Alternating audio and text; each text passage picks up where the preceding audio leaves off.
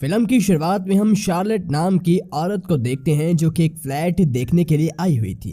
Flat देखने के बाद वो उसके ऑनर को पेमेंट कर देती है, यानी कि शार्लेट ने ये फ्लैट किराए पर ले लिया है। इसके बाद शार्लेट नहाकर अपने बेटे बेंजामिन को लेने के लिए जाती है, जहां हम बेंजामिन को स्विमिंग करते हुए देखते हैं। जिसके बाद वो बेंजामिन को लेकर वापस अपने घर आ जाती है। अब यहाँ हम देखते हैं कि अगर शार्लेट के पास घर है तो उसने फ्लैट रेंट पर क्यों लिया। इसका जवाब हमें कुछ ही देर में आगे मिलेगा। अब उस रात शार्लेट बेंजामिन को एक कहानी पढ़कर सुनाती है, जिसके खत्म हो जाने के बाद बेंजामिन शार्लेट से दूसरी कहानी सुनाने के लिए कहता है। इस पर शार्लेट उससे कहती है कि अब बहुत रात हो गई है, इसलिए वो चुपचाप सो जाए। और अगली सुबह हमें शार्लेट के पति मैक्स को दिखाया जाता है, जो कि प्रोफेशन से एक आर्किटेक्ट है। और उन दोनों के बीच के प्यार को देखकर हम समझ पाते हैं कि उनकी शादीशुदा जिंदगी काफी अच्छी कट रही है। अब इसके बाद के सीन में हम शार्लेट को एक हॉस्पिटल में देखते हैं, जहां हमें पता चलता है कि वो एक डॉक्टर है। इसलिए शार्लेट अपने पेशेंट को देखने के लिए जाती है, जिसके शरीर में बहुत सारे बाल होते हैं। थोड़ी देर बाद हम शार्लेट को उसी पेशेंट के साथ इंटीमेट होते हुए देखते हैं, जो कि उसी फ्लैट में होता है जिसे स्टार्टिंग में हमने शार्लेट को किराए पर लेते हुए देखा था। और इससे हमें पता चलता है कि ये फ्लैट शार्लेट ने दूसरों के साथ रिलेशन बनाने के लिए लिया था। इसके बाद शार्लेट वहां से नहाने के बाद एक यूनिवर्सिटी में स्टूडेंट्स को मेडिकल साइंस पर लेक्चर देने के लिए जाती है। अब अगले दिन शार्लेट फिर से अपने एक दूसरे पेशेंट के साथ इंटीमेट होती है। असल में वो इसी तरह रोज अलग अलग पेशेंट्स के साथ उस फ्लैट में जाकर इंटीमेट होती थी, और जिनसे भी वो इंटीमेट होती थी उन सभी में कोई ना कोई कमी होती है। जैसे कि किसी के शरीर पर बहुत ज़्यादा बाल होते हैं तो कोई मोटा होता है, और किसी की तो उम्र उससे काफ़ी ज़्यादा होती है।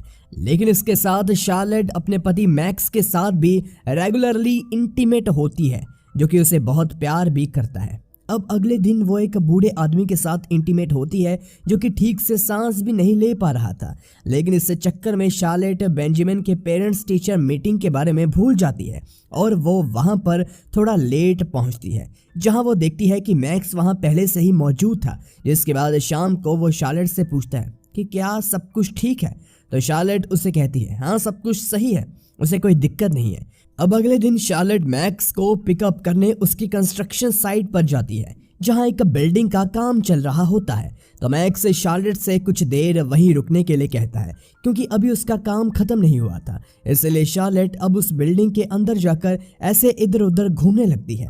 वहां उसे एक वर्कर काम करते हुए दिखता है, जो कि शार्लेट का पेशेंट रह चुका था, और साथ ही वो उसके साथ इंटीमेट भी हुआ था। लेकिन शार्लेट उसे पहचान नहीं पाती, और जब वो वर्कर शार्लेट का हाथ पकड़ता है तब वो अचानक से अजीब बिहेव करने लगती है।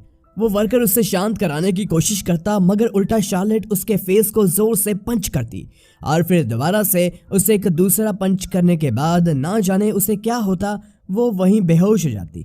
जिससे हम समझ पाते हैं कि शार्लेट का किसी तरह का नर्वस ब्रेकडाउन हुआ है। उसी के साइड इफेक्ट्स के कारण वो बेहोश हो गई। अब हम शार्लेट को अगले सीन में हॉस्पिटल में देखते हैं, जहां उसके पास मैक्स भी बैठा हुआ था। जिसके कुछ देर बाद शार्लेट को होश भी आ जाता है। लेकिन इस घटना की वजह से शार्लेट की सच्चाई मैक्स को पता चल चुकी थी कि वो अलग अलग लोगों के साथ रिलेशन बनाती है।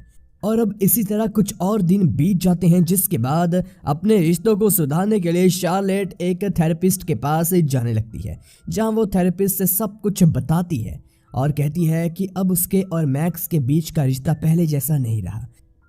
यहाँ पर थेरेपिस्ट उससे पूछती है कि जिन लोगों से वो इंटीमेट होती है उनमें और मैक्स में क्या फ़र्क है। तो शार्लेट कहती है कि दोनों में कुछ खास फ़र्क नहीं है, बल्कि मैक्स तो उसे बहुत प्यार करता है और वो उसका ख्याल भी रखता है। अब अगले दिन मैक्स भी शार्लेट के साथ थेरेपी के लिए आता है, क्योंकि दोनों ही अपना रिश्ता बचाने की कोशिश कर रहे थे। और थेरेपिस्ट के सामने ही मैक्स शार्लेट से उस फ्लैट के बारे में पूछता है कि वो उसने क्यों खरीदा। इस पर शार्लेट मैक्स का कोई जवाब नहीं देती। जिसके बाद दूसरे दिन थेरेपिस्ट शार्लेट से पूछती है कि वो अक्सर किसी ऐसे इंसान के साथ इंटीमेट क्यों होती है जिनमें कोई कमी हो। तो इस पर शार्लेट कहती है कि अगर मैंने इस बात का जवाब दिया तो ये बात और उलझ जाएगी। इसके बाद शार्लेट वहां से बाहर आ जाती है और ऊपर आसमान में एक प्लेन को देखकर मुस्कुराने लगती है, जिससे हमें पता चल जाता है कि कहीं ना कहीं शार्लेट की मेंटल कंडीशन कुछ ठीक नहीं है। और इसी वजह से कोर्ट शार्लेट को उसके पेशेंट के साथ इंटीमेट होने और उसकी खुद की मेंटल कंडीशन ठीक ना होने की वजह से उसे ब्लैक लिस्टेड कर दिया जाता है और साथ ही उसके मेडिकल लाइसेंस को भी छीन लिया जाता है, जिस वजह से अब शार्लेट कोई काम नहीं कर सकती थी। और इस बात का जब मैक्स को पता चलता है तो वो शार्लेट और इससे शादी को दूसरा मौका देने के लिए तैयार था, इसलिए वो शार्लेट की गलतियों को माफ कर देता है।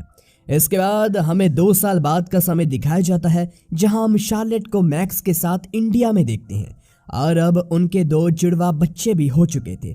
दरअसल शार्लेट का काम छूटने के बाद मैक्स उसे इंडिया में रहने के लिए आ गया था।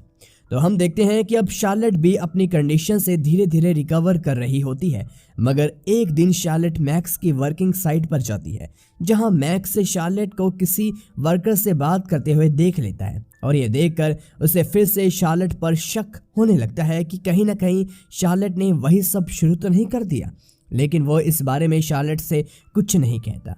अब एक दिन शार्लेट दुकान से जाकर एक साड़ी खरीद कर लाती है और उसे अपने लिए एक ड्रेस बनाती है। दरअसल शार्लेट की जॉब छूटने की वजह से वो घर पर दिन भर बोर होती रहती थी।